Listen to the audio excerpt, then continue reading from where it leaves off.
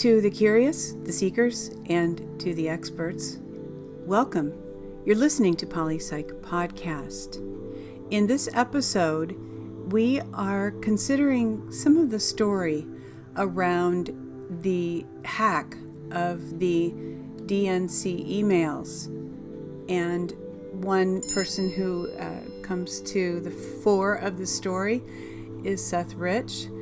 And recently there have been some pretty in-depth interviews with Kim.com and Bill Binney and others regarding this hack, framing how it may have happened and what indeed seems likely to be the truth in this matter.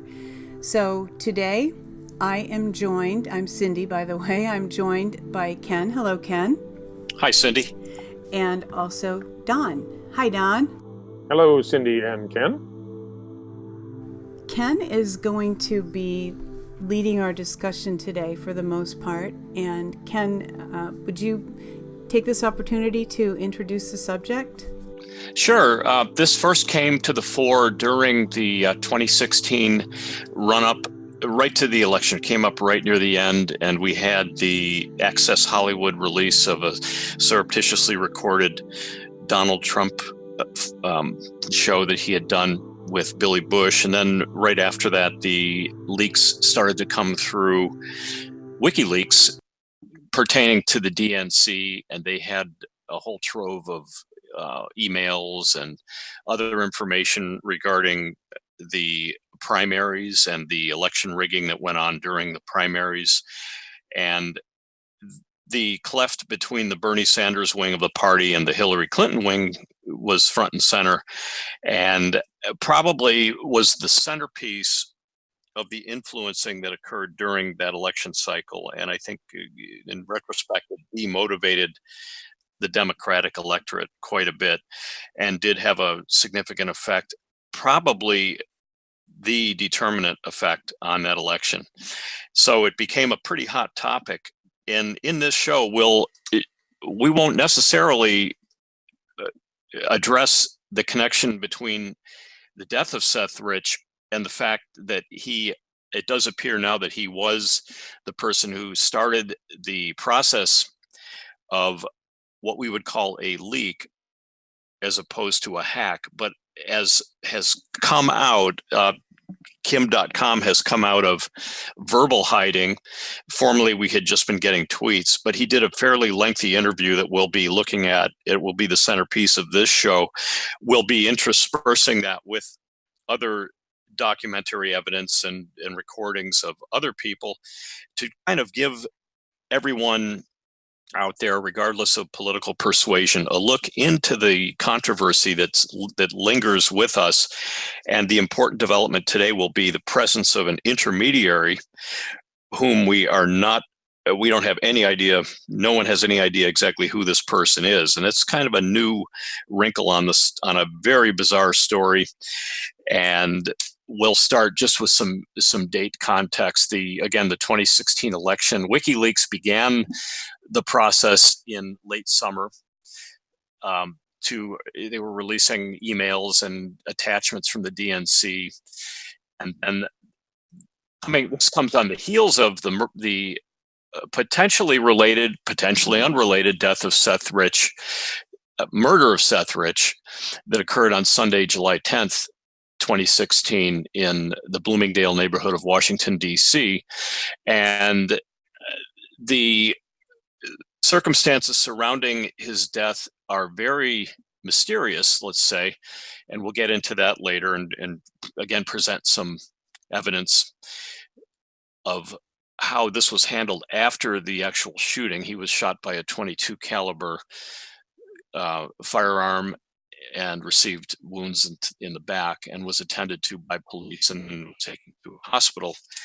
And then another holding area, which is a little bit suspicious. But Don, what are your impressions of the events of that time? Well, I think it's really interesting, Ken, how you point out that this was on the heels of the Billy Bush tape leaking that had the old. It wasn't actually the show that leaked, but an off-the-show conversation between candidate Trump and Billy Bush. And many people think, oh, this happened shortly before the election. Well, actually, that was, I think, 2008 or something. It was basically almost 10 years old, eight or 10 years old. And that was a big leak that was probably, if you think in terms of this being intentional, engineered by the Democrat political party to land a blow to Trump. What do we have happen after that? Well, we have the Republican Trump team perhaps fighting back. So I like to look at it in terms, and fighting back in the terms of this DNC leak happened on the heels of that. So I like to think in terms of political narratives and political strategy, and that's what I see happening there in that time frame and leading up right up to the election, as you said. And I'm of course very suspicious about the murder of Seth Rich. I really don't believe it was just a random murder. I think there was something pretty nefarious going on that we don't really, the public hasn't got to the bottom of yet, and nobody knows exactly what happened. But I don't think it's what it appears to be.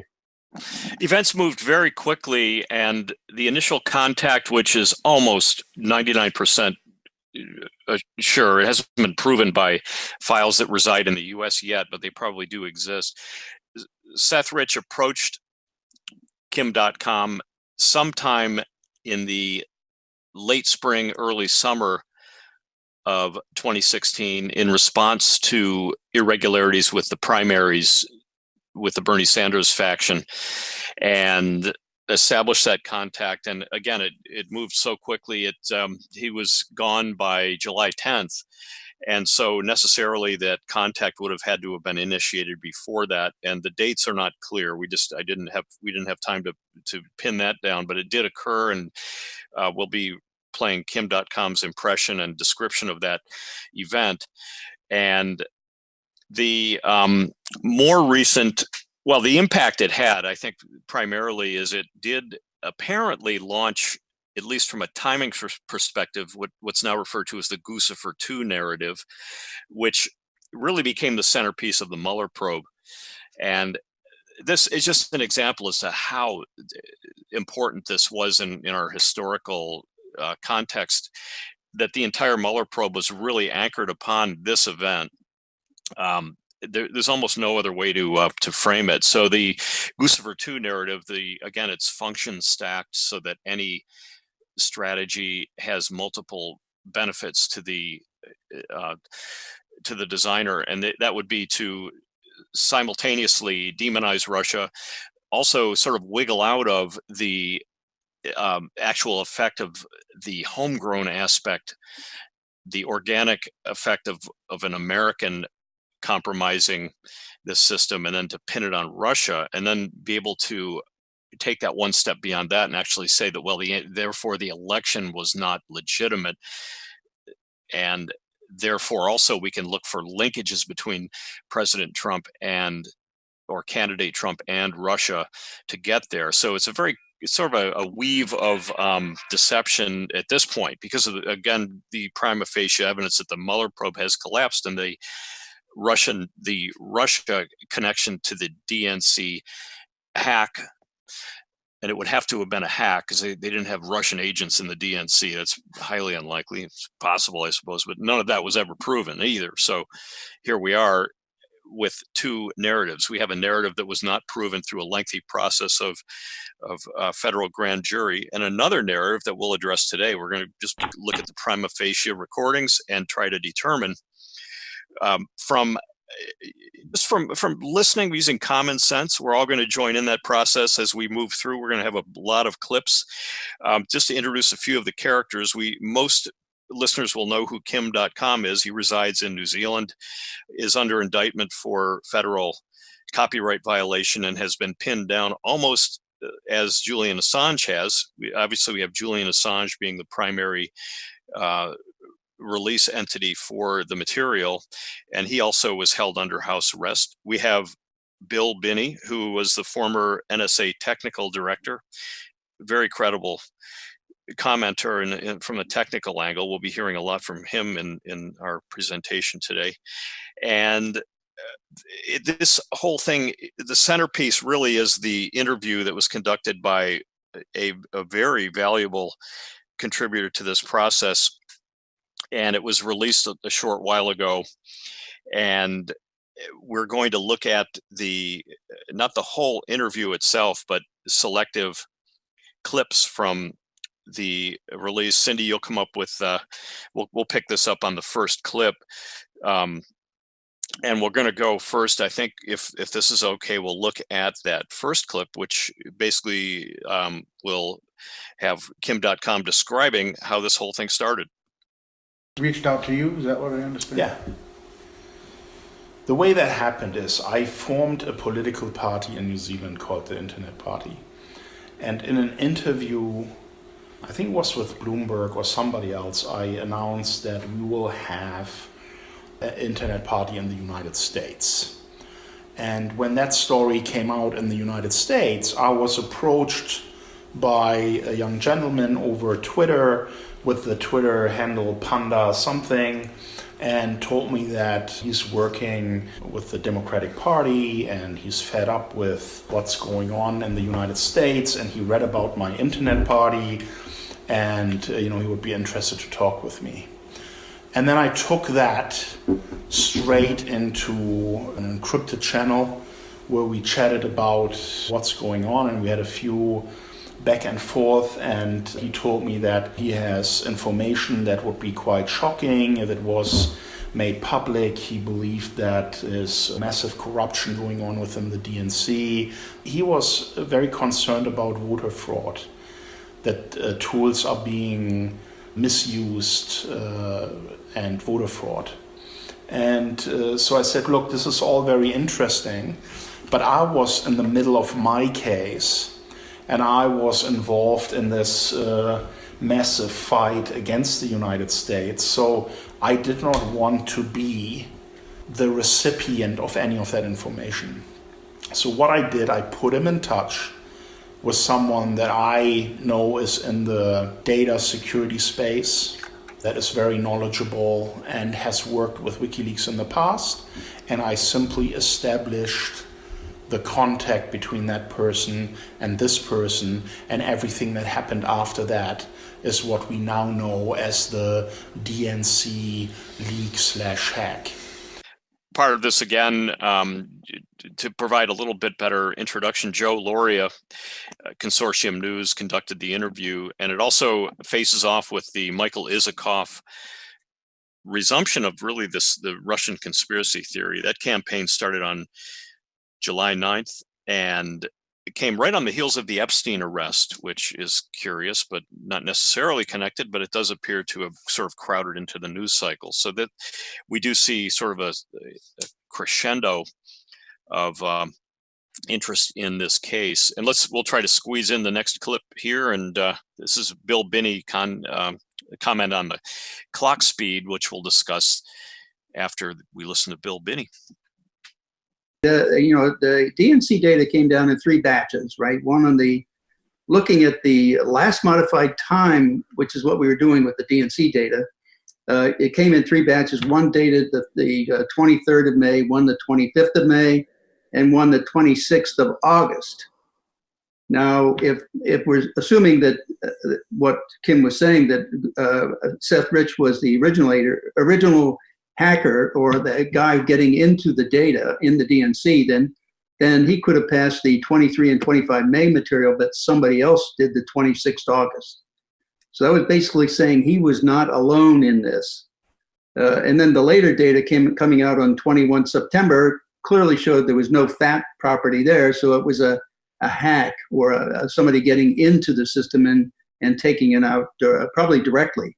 Whereas the other two, with the fat format, the 23, 25 May, and 26 August were clearly downloaded to a memory stick, a thumb drive, whatever you want to call it. This is a very authoritative point, and basically that there were this had to have been inside the DNC. It couldn't have happened over the internet because of the clock speed. Just for the layman, the speed is very apparent from the FAT or file allocation table that accompanies a large download that occurs through hardware internally versus internet, which is a sort of a serial processing that's knit together by packets and other things. And it's a technical point, but it really does belie, it says two things really, is that there was, the most important takeaway is there was an intermediary. And this is a little bit new, a little hard to get used to, but it's not just Kim, it's not just Seth Rich to Kim.com over to Julian Assange. Something else was involved in the middle, in between these two. Well, yeah, Ken, I was aware of Bill Binney's identification of the timestamps on the file allocation table that indicated that this was a thumb drive type operation rather than an over the internet hack. And basically I knew that from the beginning because Bill Binney was on alternative media. I had been familiar with him before. I've seen the film A Good American, talking about his life and basically the corruption within the NSA that it showed how corrupt that organization is. And the fact that Bill Binney wasn't even on, and his key information wasn't included in any mainstream media reports, was a huge, huge tell for me. I knew that the narrative was being directed by people that wanted to tell a certain story. And they wanted to frame this DNC email leak as a remote hack and blame the Russians. And, you know, I'm just a logical guy, and I heard Bill Binney explain it, and I'm technical. I understand what timestamps and file allocation tables are, and I knew that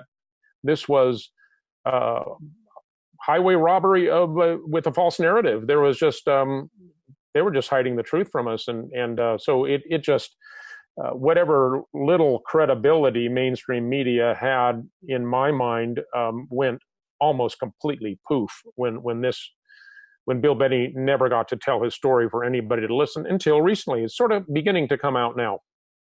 Well, the good news there is, this will come up later in the show, is that President Trump is aware of Bill Binney and will listen to the recorded evidence of that, and actually referred Secretary Pompeo and Bill Binney did visit headquarters, and that's described later in the show. But the first two releases, the FAT files, 23rd May, 25th May, 2016. Common sense reasoning, that was Seth Rich. He was still alive at that point.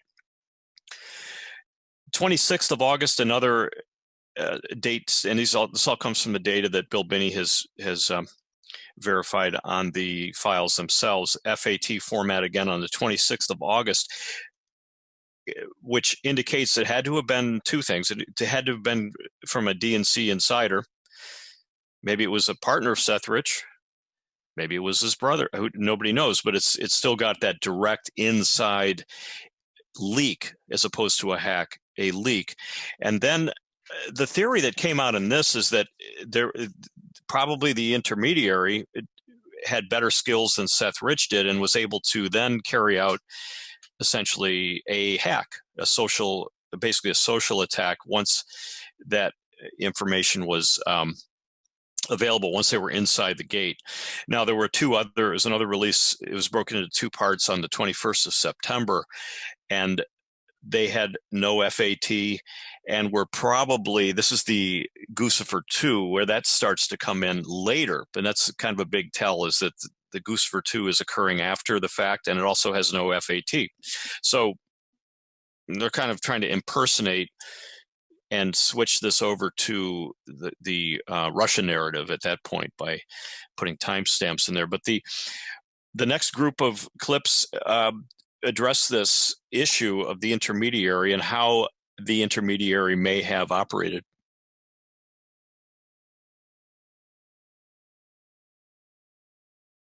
I do believe that there was an intrusion component. Intrusion meaning that someone has opened the door to DNC servers. Because if you can plug in a USB device and download all these files, then obviously you can also upload something onto the server that will open a door for more analysis, for more data to be retrieved. I would think that is the logical thing of what happened, that at first this data set of DNC files that made it to WikiLeaks, which are clearly not downloaded but uploaded onto an external device, made it to WikiLeaks. And then what followed were the hacks of email accounts, which I think are also linked to the DNC servers, because those email accounts were independent of the DNC servers. Can you follow me? Because Podesta's email was a Gmail account. Yeah. So how do you get to the point from actual data grabbed from DNC servers onto an external device to having access now to emails of people that are operating within the DNC, like Podesta?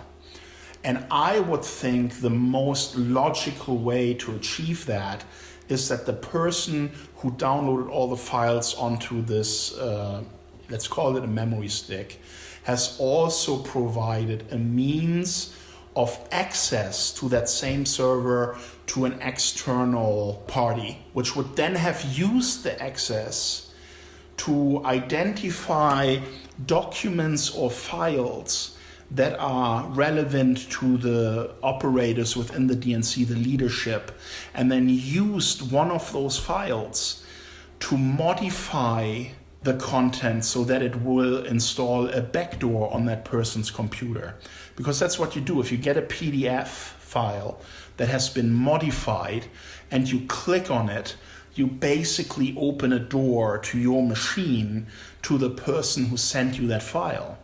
So for example, if you create an email address that looks almost the same as the one that you are used to getting emails from, with just one letter changed or a number changed or something, and you receive something and there is a document attached that you already know that has been part of a previous exchange, let's say a draft for a speech, and now you get the latest draft from that fake email that looks almost identical to the one that you're used to, and then you click on that, and here you are. Your email is completely compromised, and the attacker can get into your account and download your entire email history. And I believe that is what happened, because once you are in the DNC server, you can see what documents they were working on. Because the staff within the DNC that was writing emails to the leadership, they stored their documents all on those servers. So now you have a completely different way of trying to Trojanize somebody's email account or their computer even, And I think that is what took place. So in a first step, the data was copied onto a third-party device, like a memory stick. And in a second step, it's logical to assume that the same person has then provided some kind of backdoor access, remote access into that server for further analysis to see how can we now take this access that we have and turn it into something bigger by getting into the email inboxes of the leaders of this organization. So we'll have, just summarizing the facts, that Seth Rich was deceased by July 10th, and the leaks happened after that, and then we have the timestamps from the files themselves. So that those two juxtaposition of facts indicate the intermediary is at work, and we do have silence to deal with from Julian Assange, obviously, but there is still the evidence that just some common sense observations that nothing in these files is dated after May of 2016. It's a circumstantial fact that would coincide with the demise of Seth Rich. And Don, any quick thoughts there? We're going to look at the next comment right after that. Yeah, two things real quick. So one is that a rumor, or what I heard going around at the time, was this is all an alternative explanation here was provided for the hacking method and into the emails. And what I heard at the time was that somebody had guessed John Podesta's password. Now, maybe this is two different things. I'm not sure, but I wanted to bring that out because some people might also have that memory that John Podesta's password was password with an @ sign or something like that, and that might have been the hacking method. I think the hacking method here presented here I hadn't heard before. It's speculation that makes sense, but it doesn't mean that that's the only possible way that these emails could have been hacked. There's a little bit more on the intermediary from .com. I think Seth would have needed some support, someone he trusted, in order to do everything the way he did. I don't think that he would have been capable of doing that just by himself. Because you need to know where to plug this thing in, you need to know what command to type in. He may have gotten the instructions from the person that I put him in touch with, but I don't know, I can just speculate, And I think if I was Seth, I wouldn't have trusted the person I put him in touch with, So I would have looked somewhere close, someone I can trust, who has some IT knowledge. Now it's an interesting point, and in a way it's a little depressing because now it's either going to be somebody that Kim.com knows or it's going to be somebody that Seth knows. Now the speculation has arisen that it might have been his brother, that Seth Rich's brother, but we really don't know until we get the currently withheld FOIA or the laptop itself. It's kind of left hanging. What do you think, Don? Yeah, I think it's almost irrelevant, at least to my way of thinking, because whoever this technical party was, it would have been, in this scenario, would have been an agent of either Kim.com or Seth Rich. And I think the other options, like the Guccifer 2 and all of that, are red herrings that don't really have any facts to back them up. Here, at least, we're dealing with a fact-based narrative. And if somebody is doing the technical stuff, well, they are doing it at someone's request. So then that's it's just an execution of the plan that is hatched by either Seth Rich or Kim.com or the person that they put him in touch with. Yeah. Yeah, moving on to the actual fatality. Seth Rich was shot in a suburb of DC, very close to his residence, and Kim.com gets into a mostly speculation, but one of the things I'll just interject is that Kim.com may know a little more than he's letting on, and it's kind of interesting to read between the lines. And sometimes he may be actually divulging things you just by process of elimination. What does he mention? What does he not mention? But his sensibilities and judgment about this situation are probably fairly accurate because he had the most involvement. He had much more involvement than anybody else, really, with Seth Rich directly. Seth Rich never did interact directly with Julian Assange, and again, the point is that Julian Assange may not even know if it really was Seth Rich. He might just have an inkling that it was probably him. But let's take a peek at that clip. It's kind of disturbing, the hospital details, and it's similar to the Epstein case in that when Seth actually did expire, he was technically in custody in an area that was sort of off limits to the public, and it's very disturbing. So he has this extremely interesting interview with Cassandra Fairbanks. You may have seen it, and I heard this from someone who gave me some more details, that someone well-known in New York, an activist, went to see Julian in London, as she often did, and took a message back from Julian from the embassy to bring to the Seth Rich family. And this woman was friends with Ed Butowski and asked Ed to do it. and he found the rich family, and he rang them up to tell them what Assange had said, and that basically that your son had been responsible for this. And he says that they said, we know this already. We know what he did, but we don't want anybody to talk about this because we don't want to malign his name. We don't want to get in trouble. Shut up about it. Look, there's a lot of speculation about what went on because there was also a financial component to this whole thing. Now, I don't understand that any money has ever changed hands.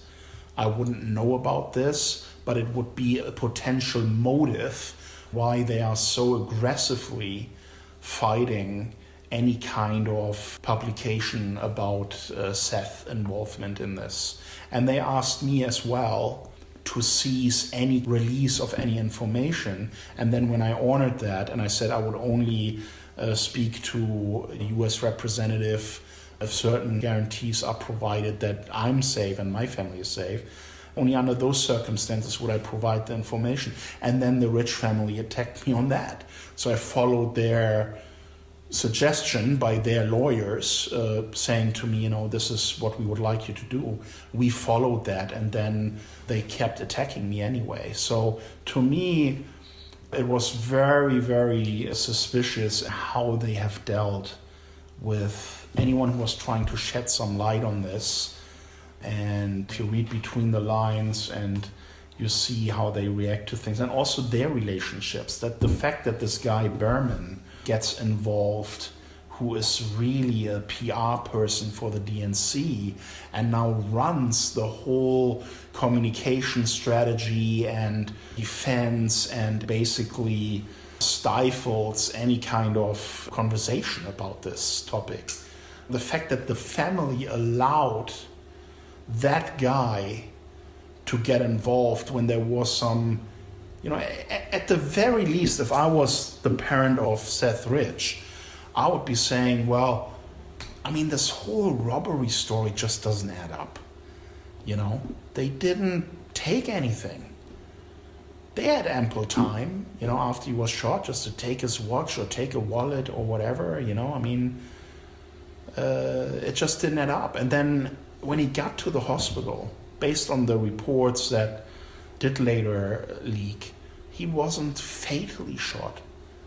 There was an eyewitness report from someone who was in the OR. I think it was a teaching hospital, and this guy was like a visiting doctor, and he wrote an account about what happened, and he was basically operated on and released into his room. And everyone who was operating on him, everyone who did this work on him, was sure that he was going to survive.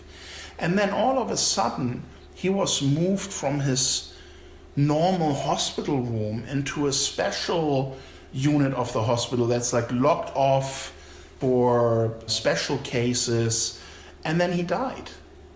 These are things that made it into the public domain, and a lot of people have been investigating what happened to Seth Rich from the time that he left the bar where he had a drink that night, and on the way home, on the phone with his girlfriend, and, every minute of what happened. And then another very striking thing about this case, right? In the US, especially in Washington, D.C., almost every road corner has a camera. Either business-operated cameras or police cameras. And one investigator found that on that route, from him leaving the bar to where he was shot, there were 23 cameras. But none of the footage was ever used or surfaced or requested by anybody. And when you think about this, when you are the DC police, and you are investigating a murder, why would you not knock on the door of every house that had a camera on the path that Seth took and get their footage? These private investigators knocked at all these doors and said, no one ever asked us for the footage. That is very unusual in a homicide investigation. Wouldn't you agree? If there botched robbery or botched murder. Well, it wasn't a botched murder because he ended up dead, didn't he? Well, not right away. It's one of the themes of this whole thing. Is this the reaction to events is almost a bigger tell than the event itself. Yeah, they always say that the cover-up gets you, not the initial crime, and even in violent crimes, that can be the case, as this shows. Because I can't help but think this is so similar to the Epstein murder. First, he's tries to commit suicide, wink, wink, and then is put on suicide watch, and then he's quietly taken off. The guards are changed, and well, what do you know? His second attempt at suicide was successful, and he has, people. Here's some struggling at the time that supposedly happened, but all the cameras were turned off. Magical. It's almost as if when you are in law enforcement, you control things like cameras and evidence. How could that be? I thought these things were neutral. Well, you also control the sequence. So the confiscation of any evidence would have seemed natural had the participant in the event not seen the next step, which was that nothing ever happens. Yeah, I think it's all because they're able to, assuming there is a conspiracy involved here, which sure looks like things point to. The thing that makes it possible for the conspiracy to succeed is for people to give away their permission to their superiors. Say, for instance, the body of Seth Rich needed to be moved to this other area. They would say, we need to move him to a secure area. Meanwhile, the people that are plotting the murder are the ones moving him. So the whole thing is dependent on the obedience to authority. So all that to say, if you are involved in a situation, it may be risky, but learn to question what's really going on here. Are you being asked to do something that would facilitate something that would be nefarious? I think a lot of people didn't even ask that question. I'm almost sure they'll never solve this part of it, only because it wouldn't have happened had they not had a rock solid way of making it never come to light. And I think it's just part and parcel of, unfortunately, some of these situations. The Epstein case will probably be the same way. It will just go on and on and on. And they wouldn't have executed whatever happened. Whether it happened or not, we won't know. We'll live in this space of not knowing. And whether it's, I don't know, we could point to lots of different things. It just seemed to have this common thread of having this sort of very odd compared to other events where everything's out in the open, but these events are never out in the open, and we never know what happened. So, Cindy, what are your impressions, or Don, before we move into the Seymour Hersh? I actually do want to just say one thing. It troubles me that the focus in these type cases where, we never know the true story, this is really a sideline that becomes the focus, because the actual focus should be, in my way of thinking, the emails themselves, the DNC emails themselves. The focus should be the evidence, the documents in Jeffrey Epstein's life, whatever evidence the FBI has been able to gather. And I think I'm wondering if this is almost, and I think it's necessary to examine these questions. However, when these mysteries surrounding the actual information about these central crimes becomes the focus, I kind of almost wonder if that's not a contrivance by media manipulators who have learned in long experience how to get the public to focus on the fringe, and major in the minors and minor in the majors, so to speak. And I hope that doesn't happen with this story. Yeah, real clearly, I agree with you. Real clearly, the content of the emails is really more important than how we got the emails, to the public anyway. The fact that laws are broken and who broke them is actually secondary. What's actually in the emails that has to do with all kinds of corruption is what the people controlling the narrative would probably like you to forget. And that's exactly what you're saying. There's one other little point that I wanted to make about having to do with Seth Rich's parents, and that is that I think a lot of people jump to the conclusion that these are just people that don't want to be bothered and want to be left alone and want to grieve for their son.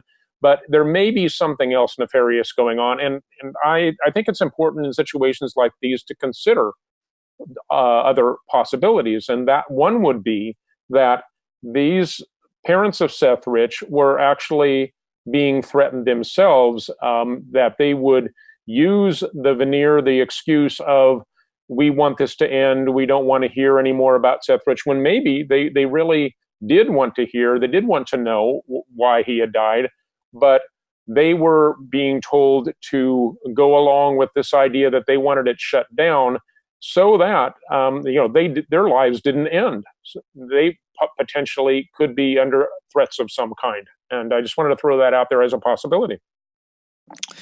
Yeah, it's very plausible.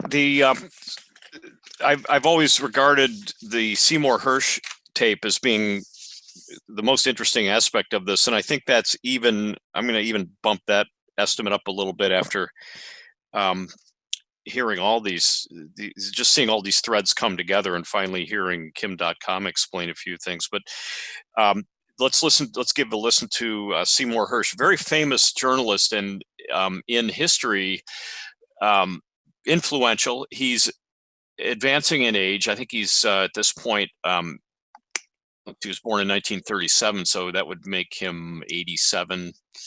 Wait, I don't know, something like that. 87, 88. And is responsible for the My Lai massacre cover-up story and a couple other ones. Outing the cover-up. Pardon? Outing the cover-up, right? Oh, okay, right, yes. And the Abu Ghraib prison controversy. So what you're going to hear is a pretty hard-nosed, off-the-record. Again, this happens a lot these days. These open mic or unauthorized recordings, but nevertheless, it's extremely significant. And I guess we'll leave it to the listener to judge the veracity of what you're about to hear. About the kid, and I'll tell you what I know. What I know comes off an FBI report. Don't ask me how you can figure out. I've been around long enough. The kid I don't think he was murdered. I don't think he was murdered because of what he knew. The kid's a nice boy, 27. He was not an IT expert, but he learned stuff. He was a data programmer, but he learned stuff. And so he's living on one street somewhat. He's living in a very rough neighborhood. And in the exact area where he'd been, there've been about 10. I'm sure you know all this. There've been about 8 or 9 or 10 violent, robberies. Most of them with somebody brandishing a gun. And the kid's hands, I'm telling you, I'm sure you know, his hands were marked up. The cops concluded he fought off the people, tried to run, and he shot him twice in the back with a .22, small caliber. And then the kids that did it ran. They got scared, didn't take his wallet. Okay, so what the cops do then, and here's what nobody knows, what I'm telling you. Now, maybe you know something about it. When you have a death like that, DC cops, if you're dead, you generally don't just go, you have to find out what's going on. You have to get to the kid's apartment and see what you can find. If he's dead, you don't need a warrant, but most cops get a warrant because they don't know if the guy has a roommate. You need a warrant. So they get a warrant. I'm just telling you, there is such a thing. They go in the house and they can't do much with his computer. It's password. The cops don't know much about it. So the DC cops, they have a cyber unit in DC, and they're more sophisticated. They come and look at it. The idea is maybe he's had a series of exchanges with somebody who says, I'm going to kill you, motherfucker, over a girl, and they can't get in. The cyber guys do a little better, but they can't make sense of it. So they call the FBI cyber unit. The DC unit, the Washington field office, is a hot shit unit.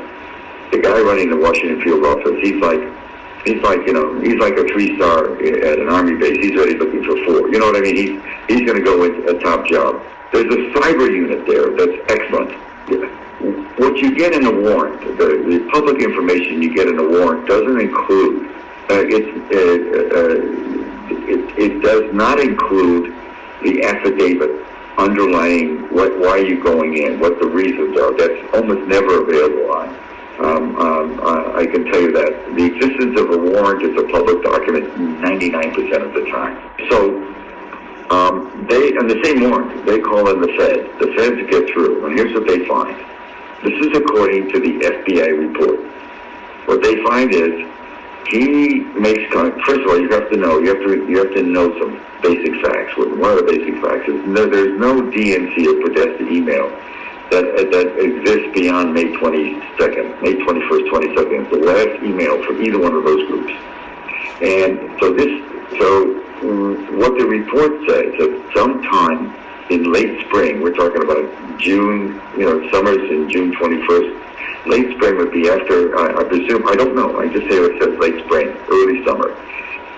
He makes contact with WikiLeaks. That's in his computer, and he makes contact. Now, I have to be careful because I met Julian 10, 12 years. I say the fuck away from people like that. And he's invited me, and when I'm in London, I always get a message, come see me as the Ecuadorian ambassador. And the fuck you, I'm going there. I got enough trouble without getting photographed by every fucking day. He's under total surveillance by everybody. But anyway, they found what he had done. He had submitted a series of documents, of emails, some juicy emails from the DNC. And, by the way, all this shit about the DNC, whether hacked or wasn't hacked, but whatever happened, the Democrats themselves wrote this shit. You know what I mean? All I know is that he offered a sample, an extensive sample, I'm sure dozens of emails, and said, I want money. That later, WikiLeaks did get the password. He had a Dropbox, a protected Dropbox, which isn't hard to do. I mean, you don't have to be a wizard, IT wizard. He was certainly, he's not a dumb kid. They got access to the Dropbox. He also, and this is also in the FBI report, he also let people know with whom he was dealing. And I don't know how he dealt, I'll tell you about WikiLeaks in a second. I don't know how he dealt with the WikiLeaks and the mechanism, but he also, the word was passed according to the FBI report. I also shared this box with a couple of friends. So if anything happens to me, it's not going to solve your problem. Okay? I don't know what that means. I don't know whether he was, anyway. But WikiLeaks got access, and before he was killed, I can tell you right now, Brennan's an asshole.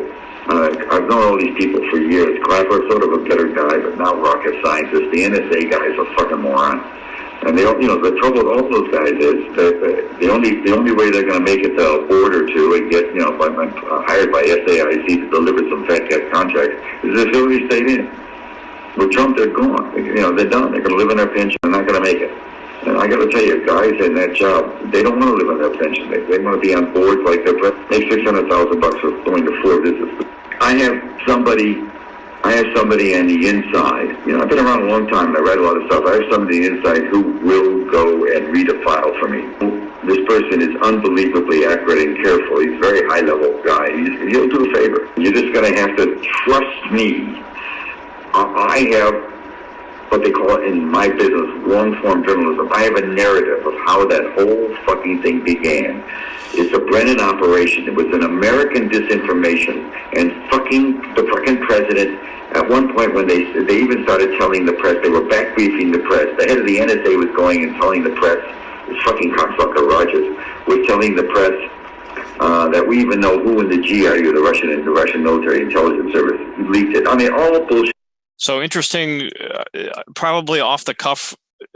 I can't see that being anything than what it presents itself being a off the record conversation that actually in the grander scheme of things proves to be counterproductive to the entire case, and that Seymour Hersh backed away from it right afterwards. And that will come up in the Kim.com following. And the other interesting aspect is that Seymour does discount the political murder theory, which is interesting. Again, the two elements are not really related in any way at least from a legal standpoint, they would be involve two separate complexes of criminal activity. The first being the falsification of evidence, and the second being actual homicide, if it did take place in a political context or any context. And remembering that we still don't have the killer in custody. Don, what are your thoughts on what we've heard? Well, I did enjoy listening to Seymour Hersh. Basically, if I heard him right, saying that these people that, like John Brennan, are not as smart as you think they might be. So I'm actually pretty impressed with Seymour's ability to assess the situation. As far as his idea that there wouldn't necessarily be a political link to the murder, one of the theories that I heard at the time was that there are basically MS-13 murder for hire type people that could easily be paid under the table to carry out hits, and that wouldn't look like a political murder. So you would think that they would be doing a robbery if it was such people, but no, their real source of income would be from being paid to carry out the hit. And again, it wouldn't be political. And again, as Cindy gives us, and it's something that didn't occur to me, is that when they leave us in this space of not knowing anything, we might, the imagination begins to make up for the lack of information. And that sometimes they'll, whether or not it's true, and these are, what you just said was very plausible, but the opposite side, because they're still at ground zero, they're not as familiar with the situation, and they'll immediately dismiss anything that goes against the grain of being a socially acceptable explanation. Well, let's hear Kim.com also provides some feedback, and this is a fascinating thing, as we have Seymour Hersh from a pretty long time ago. I think it was very early on in the enveloping of this whole story. And then Kim.com, this interview took place a few months ago. We don't know the exact date, but very recently, before the collapse of the Mueller, just before the collapse of the Mueller investigation. Seymour Hersh. Now, I talked to the guy, former CIA guy, who put Butovsky in touch with Hersh. That was a very interesting recording. Yes. I listened to that. Yes. And I mean, you can ask any psychologist. This guy was recalling conversations that he had, opinions that he heard from people that were involved with this. And you don't make this stuff up on the fly in a phone call the way he did, especially when you are a credible journalist that has won. That's right. A Pulitzer, hasn't he? Yes, indeed. Yeah. So broken some of the biggest stories in the last 30, 40 years. So you would expect that someone like that is not pulling out of his ass spontaneously these types of serious allegations, and then to his own reputation, the effect that it had, the natives saying that's all wrong, never said that, and then the recordings come out and he sticks by his guns and says, I never said this. You wonder what was going on in the background that led to him changing his position in this way. I have some insight that I got from this former CIA guy who's friends with Tsai and Butovsky. Put them together, and what he told me. And actually, I contacted Hersh when this came out, because I wrote a couple of stories about this for Consortium News before I was the editor. And I contacted Tsai, is this your voice? Yes, those clowns, this was email, those clowns down in Texas, they recorded me without telling me. That's all he would say to me. Yes, it's my voice, but those clowns in Texas, meaning Butovsky, didn't tell me I was being recorded. What my CIA guy told me is that Tsai does stand by what he said, but that the release of that recording dried up all of his sources. He was still working on the story. That's why he was so pissed off at Butovsky. Because I've often wondered, why isn't he writing something about many people? Why isn't he going to write something about this? From his FBI source, who says that they have the computer, they analyzed it, because the release of that tape screwed up the investigation of the story. That's why he was pissed off. But what Tsai does say on that tape is that the FBI has the computer and that Rich emailed these documents and emails to WikiLeaks. Would that be possible? to compress files of that size into emails? And the metadata of the files wouldn't be changed. So you can take the files off the memory stick, copy them onto your computer, and pack them into a zip file and email the zip file. The metadata of the files inside the zip file would still be the metadata that includes the original copying from the DNC onto a memory stick. That is how... and he found out about this. How this group of experts could do the forensic analysis on the data.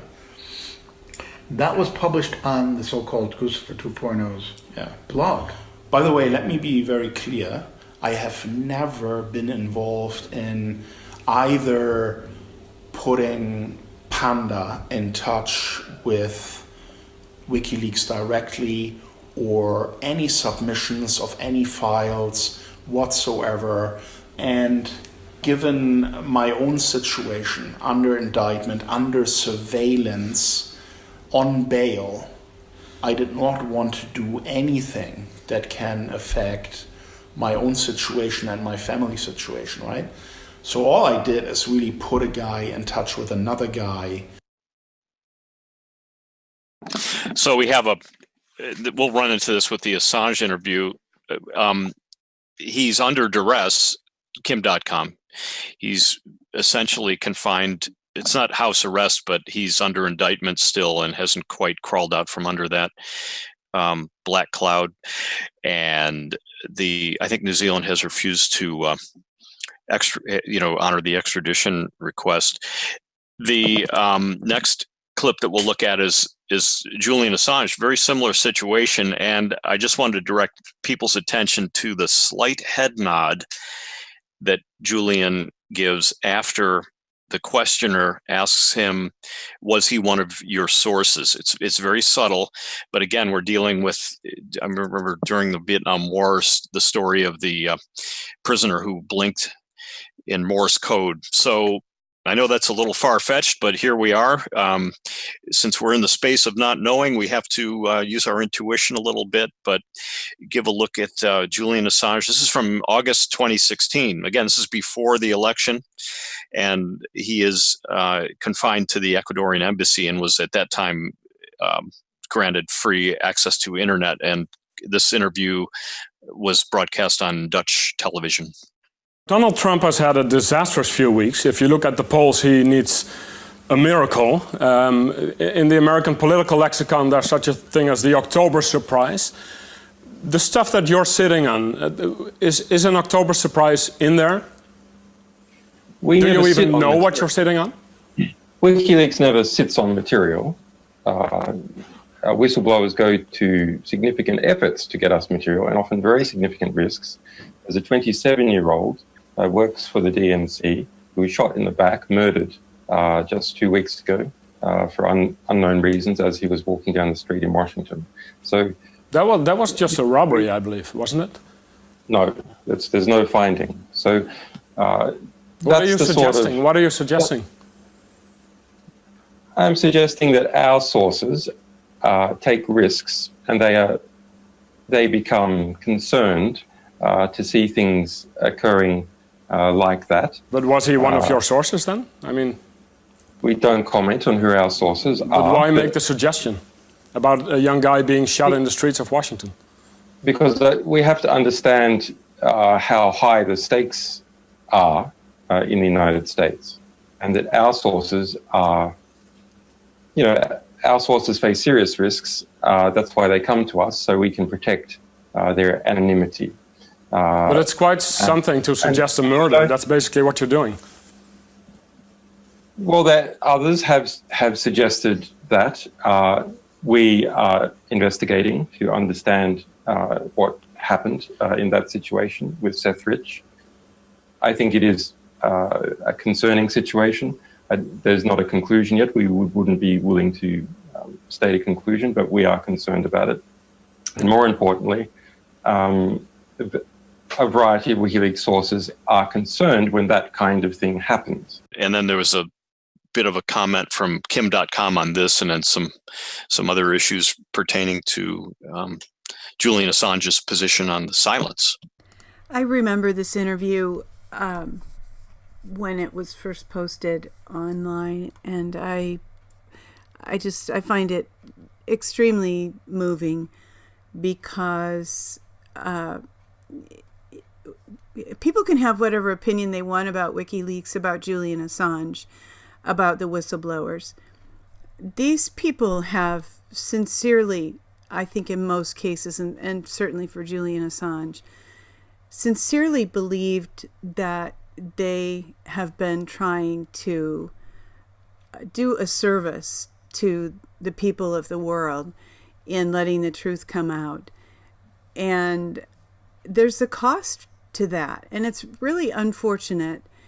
Maybe it's not unfortunate. Maybe there should be a cost for changing the course of history, which I happen to believe some of these people are doing in some of these sacrifices that they're making. And certainly Julian Assange knows the cost, and he's paying it now, being in prison in England. We don't really know what the circumstances of his imprisonment are specifically, and this isn't a game. And I hope that people are aware that whether they like Julian Assange or not, whether they think it's good to be a whistleblower or not, these people believe, I think wholeheartedly, that they are making a sacrifice. Jesus said, count the cost before you build a tower or go to war. And I think that maybe some of these young people did not count the cost before they undertook the endeavor. But I think that Julian Assange certainly knows now. And I think he's still willing to lay his life down if he needs to in order for the truth to come out. Well, I think the loyalty aspect is really important in human social behavior, and it's what keeps us together as social creatures and as spiritual beings. And we have differing proclivities to that impulse and differing personalities, but we see an extreme of sort of self-imposed values, regardless of the social cost or the social context of how those values are received. And maybe it's why we're sitting here and inside on a sunny day doing this podcast even, and the movement that has appeared supporting the truth on both sides. Really, the left, we have the same impulse, and I would consider, if you looked at a political spectrum analysis, I'd say that for the most part, a lot of the influencers in the free media are from the left, and then many of the people that benefit from that are in perfect agreement and would be classified as the right. So in a way, that dichotomy is erased. But there's this bulk of distrust that occurs in the middle. I think that's probably why the election was bifurcated between the Sanders supporters and the Trump supporters. And it was they attempted to steal it with the middle, which was really vacuous and not particularly deep as far as conviction, as far as my perception, political perception of the Hillary platform. I think it's pretty plain there that Julian just has to backpedal out of saying, yeah, they killed Seth Rich. He has to basically make it clear that he believes that's what happened, but he can't say it. Yeah, and I don't know if we're trying to separate the two issues a little bit and, not get tarred with the same brush that is limiting the best aspects of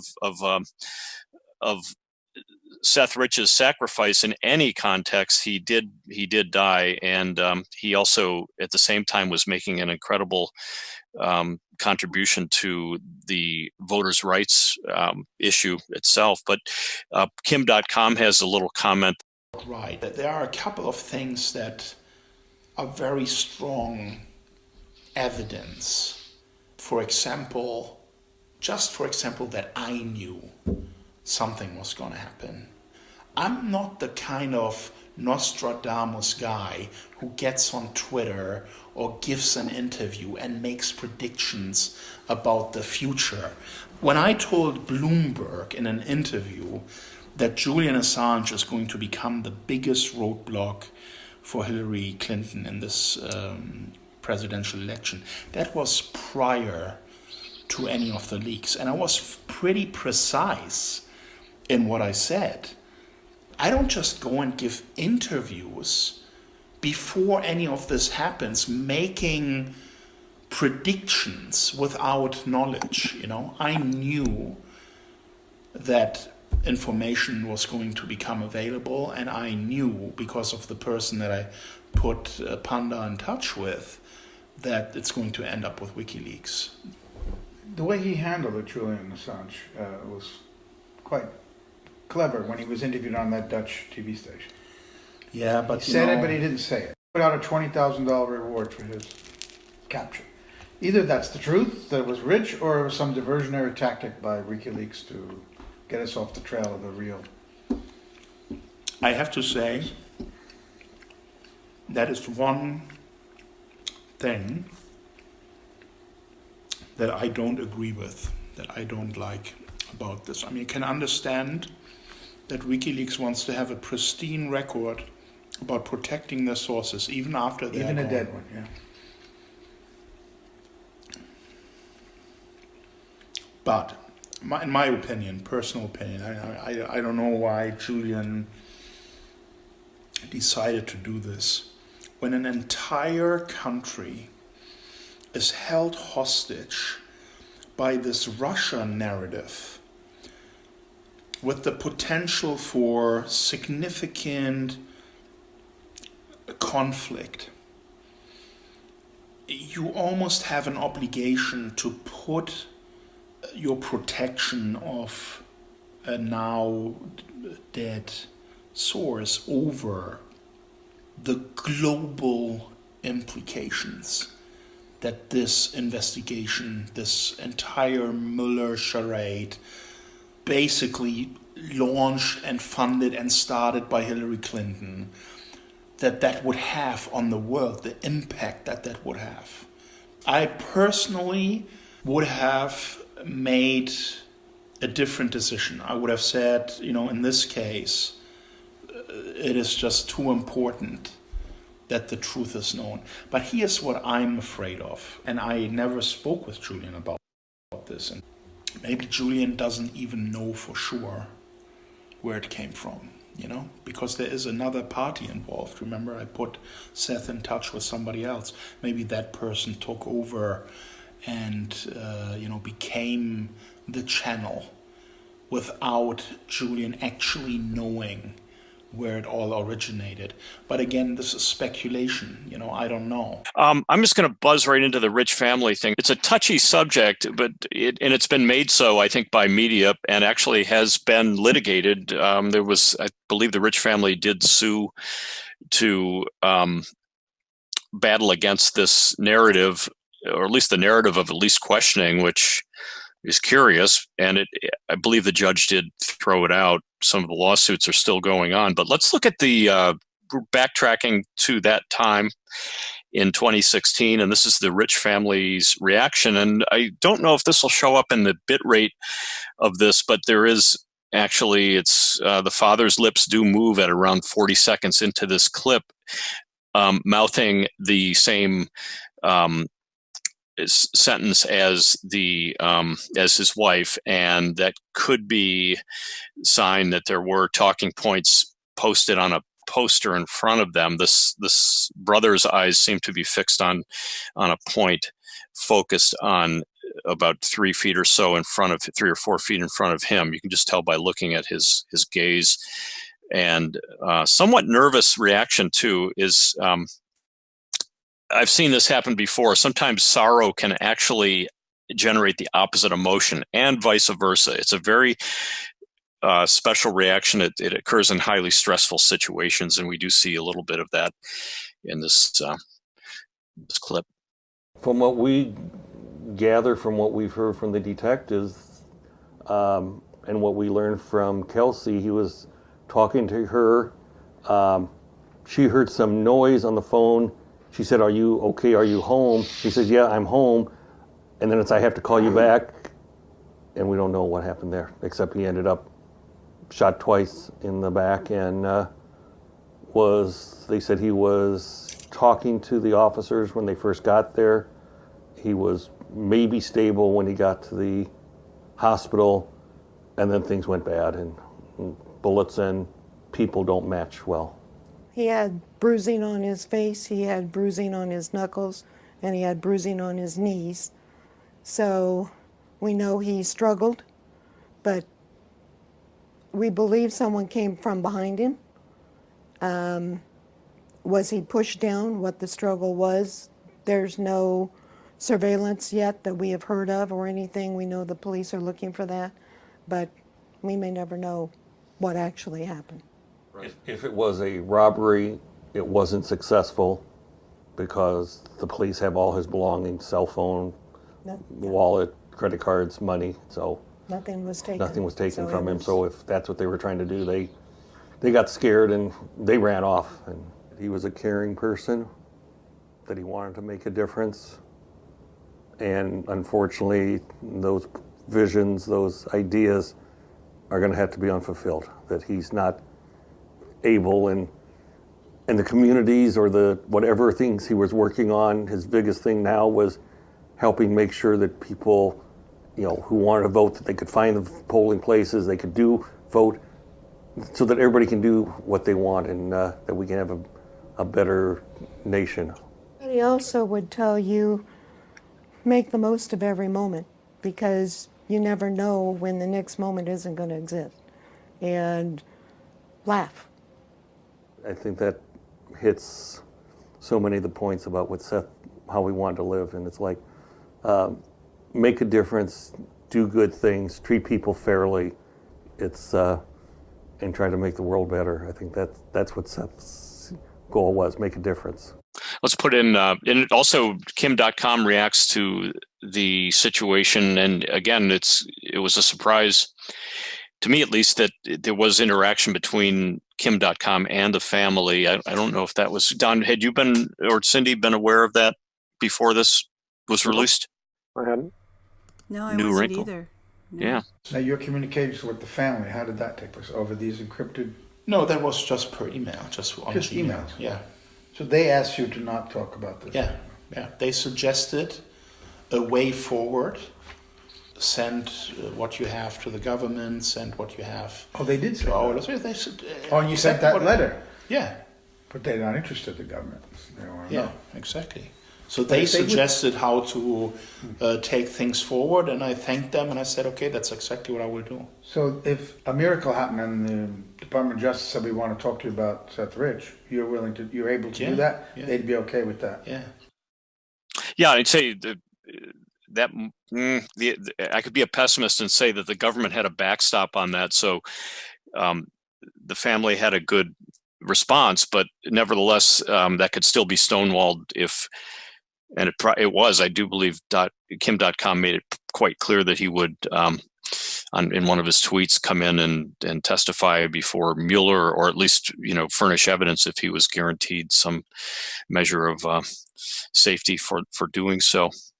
Now, there's a little more too. I'll be interested in your reaction to the second Kim.com comment and the motives of the family too. And this one kind of struck me too. We have kids, so and so does Kim.com, and so did the Rich family lost their son, and he was only 27 at the time, same age as one of my kids. It's just not like, why would a mother and a dad not pursue every avenue to find the truth? How would they know if he did it or not? They would never know this. Why shut it down before questions were even asked, before I could even give a statement or WikiLeaks could be asked about this? Why would you not seek all information that you can gather about the murder of your son? How can you be so sure that he didn't do it? In my mind, that is something, a question that should be put to your readers. Put yourself in their situation. I'm a parent, I have 5 kids. If one of them would be murdered, I would take every avenue to find out exactly what happened. I would not leave any stone unturned. I would want to listen to anyone who comes forward with anything at all, just to see, is there something there? Could this be possible? I want to get to the bottom of this. Who killed my kid? You know, I almost wonder, listening to this, if there, because in Poli-Psych Podcast, we try to examine all of the ways in which thought is influenced. I almost wonder whether the detective stories that we've watched on television, where the criminals, pretty much always caught, whether that has been used to condition us so that when these neatly packaged stories with a bow tied around them come out, well, it was a robbery, that we just accept it. And I don't think that's really ultimately why Seth Rich's parents accepted the story.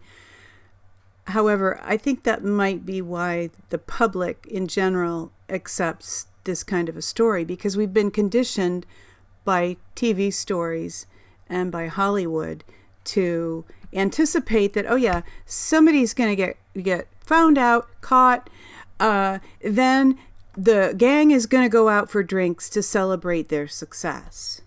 Yeah, I agree, and I'll take it one step further, and that is that people don't consider what would happen if the killer or hirers of the killer did not want the truth to come out. What would that look like if you had people that were basically preventing justice from being carried out? And it creates a more convoluted story than ever gets funded with Hollywood, because they do want to have a hero. They do want to have the murder solved.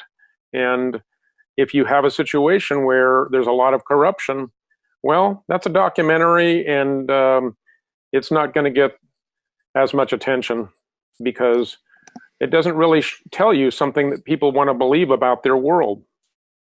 And I think the longer it goes on, the more people get desensitized and they objectify the characters and forget that they're real people. And I think the best way to look at this, and I'm very impressed with Kim.com's presentation. I really didn't know him any more than somebody from tweets, and quite deep in his analysis of these things.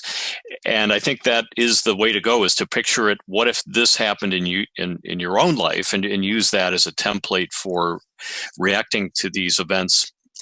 The Butowski lawsuit is a current story, and it's leading to this FOIA reply that we'll get into analyzing. And it is an outgrowth of the reaction of either the Rich family or the people that are advising the Rich family to use lawfare as a way to stop up the progress on this. And it's actually having the opposite effect. In the age of Epstein, I think the general public is getting a little more wary of these stories that seem to have no clear resolution. And we'll see this. We're going to play the Ellen Ratner clip. That actually is an older clip, but it does dovetail into the story, and it's kind of a complex story.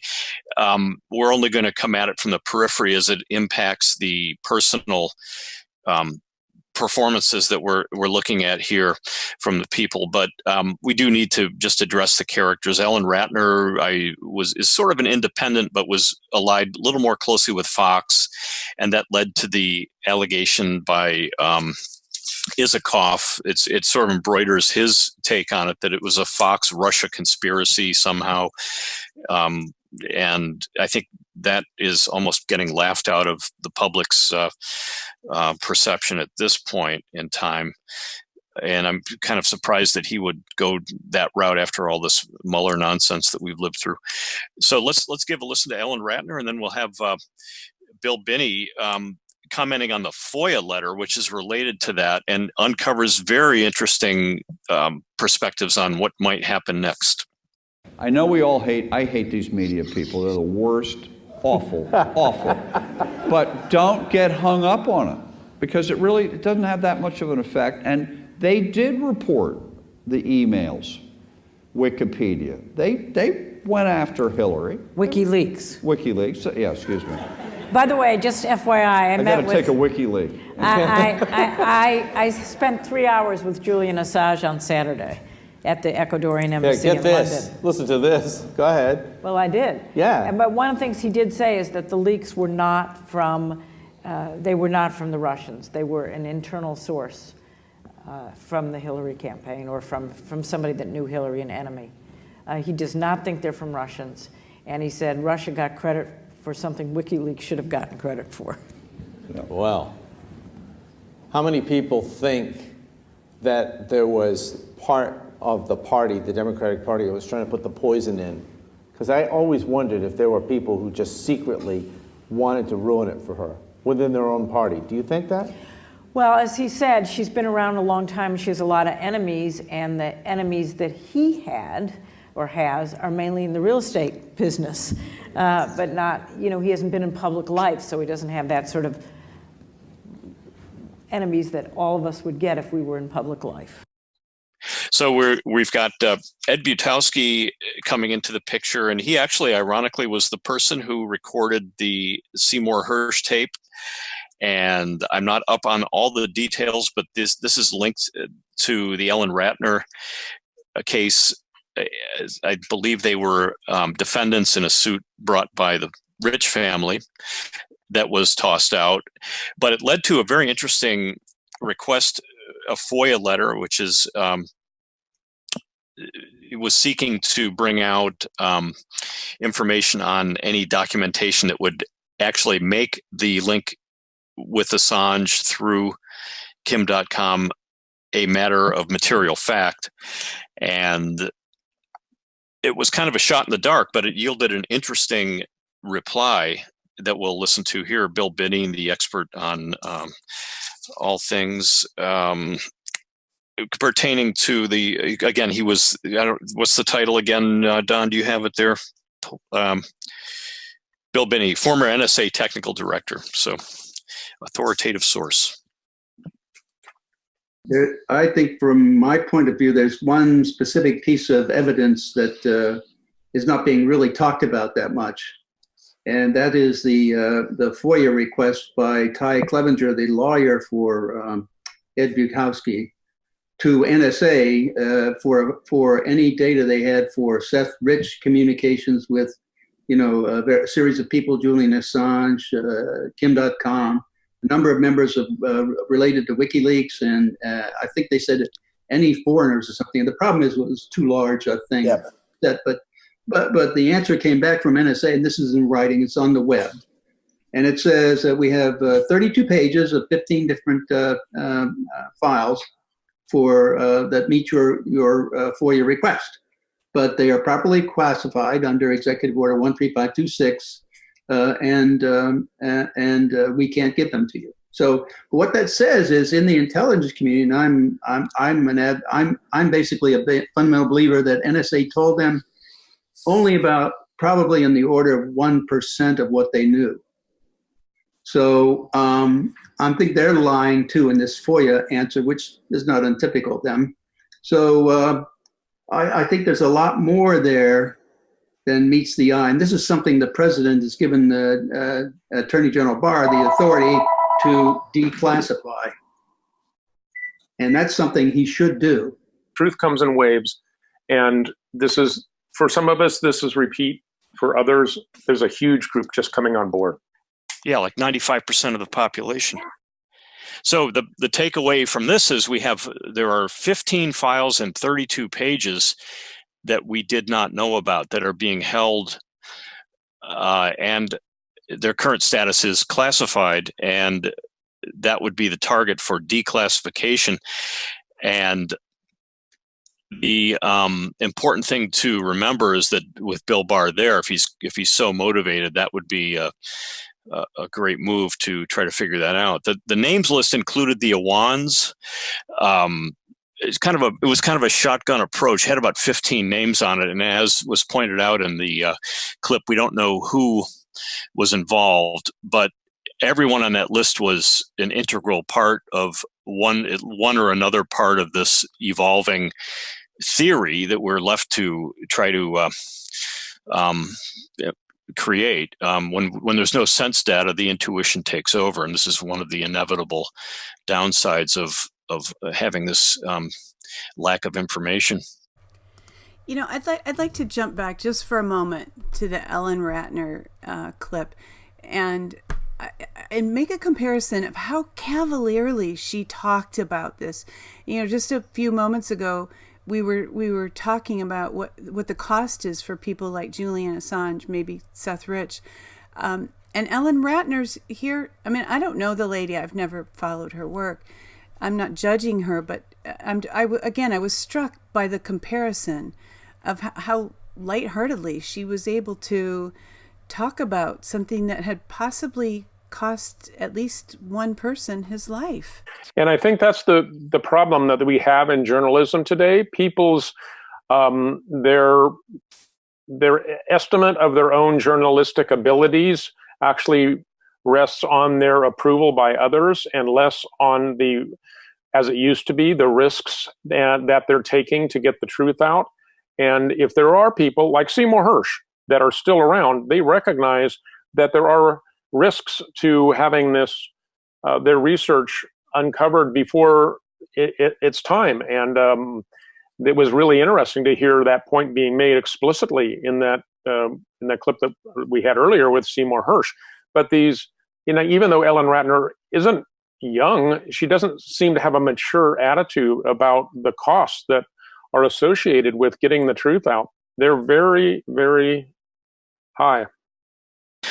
Yeah, I haven't been particularly impressed with either one of Butowski or Ellen, and we do have Butowski, if I'm pronouncing that correctly, potentially derailing the investigation that Seymour Hersh was taking, and that might have been his closing story. I think Seymour is probably officially retired, but did seem to take a genuine interest in the Seth Rich case, but he's no longer.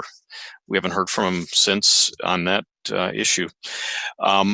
The last clip we'll play is really interesting, and it's a little hard to detect this, but I'd advise the listener to perk up, and it's only about a minute and a half long, but the takeaway to look for here is that there is some awareness. President Trump is aware of Bill Binney's work, and if I'm interpreting this correctly, referred Secretary Pompeo to Bill Binney, and then Bill Binney was actually called into the facility. Let's give a listen and see if I'm on target with that. If you looked at it and thought about that for a minute, this really circles back to things like, and the modifications of some of the files using some of the techniques that came out in the Vault 7 stuff from CIA. To me, implied, and all of this seemed to imply anyway, this entire story, that the source of this manufactured person was CIA, and that probably the designer of the entire program was Brennan. And so when I was talking to Director Pompeo, this was the other major point. I mean, we were putting out this stuff through Consortium News, your publications, and various others. I forget what the one it was that you were involved in. Disobedient Media, yes. Disobedient Media, yes, that's it. Right. Coming out with that, with the Forensicators publications and so on. The president told Director Pompeo that if he wanted to find out facts about Russiagate, he needed to talk to me. So I got invited to talk to him in October of 2017. So I went in there up on the 7th floor of CIA building, and one of the main things I told him, I said, your agency and every intelligence community agency is lying to you and the president. Because after all, if you don't have any facts, I mean, my God, and here I've got facts, and I'm just looking at open source, and you have all this access points, and you have a view into every fiber in the world, and they're collecting the data off all of them using the Neris and Barrett devices, sessionizing everything and storing it. How can you miss this? You know? How indeed. So ending on a high note. No, we're all going to go cry for the rest of the day. Well, there's hope. I mean, what can we do? There's nothing we can do to change the history, and it is very sad. I mean, as I mentioned before the show started, I tried to find some clips of the human being formerly known on Earth as Seth Rich, and there's just nothing there. There's nothing there but disinformation. And I encourage the listener, just put in Seth Rich, anything like original recording or something like that, and you're going to get a whole bunch of this just false, or misleading, conflicting information. Nothing about the human being at all. It's become completely objectified, and I certainly hope that if our government is enlightened, and it's so far been a hopeful sign that other things are getting done, that they really do get on this and can make this a justice issue, because without justice in this case, there is no justice, and it's a very scary thing. If we've gotten to the point where laws just don't apply, then we're less than human, less than being divine beings. Not all of us, but it's just the culture in general that would be hard to go peacefully with that. Well, I do think that it is encouraging that Pompeo was stirred or directed to talk to the Bill Binney by President Trump, because I do believe, and this is my hope, and I think the hope of a lot of people, that our president knows a lot more about what's going on that he's letting on to the mainstream, and we're getting a slow drip of the truth, and part of that slow drip is the allowing the cover-ups to continue beyond the point where they're reasonable. And I think we're seeing that happen in this, in the, say, the second go-around of this, the Seth Rich information. We're getting new people aware of something that only a few of us were aware when the story broke. So all in all, that's a good thing, but it does require a gentle approach, and quite unlike his public persona, President Trump appears to be a very patient man, and directing Secretary Pompeo to go ahead and talk to Bill Binney and understand how much he's being lied to. I think that's great stuff. Yeah, and in my own personal closing, the three things that are significant going forward are the 15 files and 32 pages that are currently classified, the Seymour Hersh report that they do have the Seth Rich laptop, and then finally the clip we just viewed showing that President Trump is aware of Bill Binney's work. What are your thoughts, Cindy, as we wrap up today's podcast? Just trying not to cry. Honestly, it's. I guess I wish people cared more. I guess I wish that I don't know. I don't understand why people accept things that our gut tells us something's wrong, but people want to accept the official story and move on. And if we continue to do that, I think it's going to be the doom of our culture. And I guess I would really hope that people care. I mean, what happened to Seth Rich? Why is Julian Assange in prison? It's not because we don't know the details of Seth Rich's. We don't know, but Julian Assange is not in prison because he broke the law. Julian Assange is in prison because he's someone's political enemy. And until there's a loud enough outcry, it's going to be very difficult to change this. I think President Trump is probably trying to change it, but he certainly can't do it alone. So, dear curious seekers and experts, we hope you do care. as we hope that you have enjoyed this presentation of Poli-Psych Podcast, for which we thank you for joining us. If you have indeed enjoyed this presentation, please click like, share, subscribe to both our YouTube and BitChute channels, and follow us on Twitter. We promise you won't be disappointed. And until next time, take care.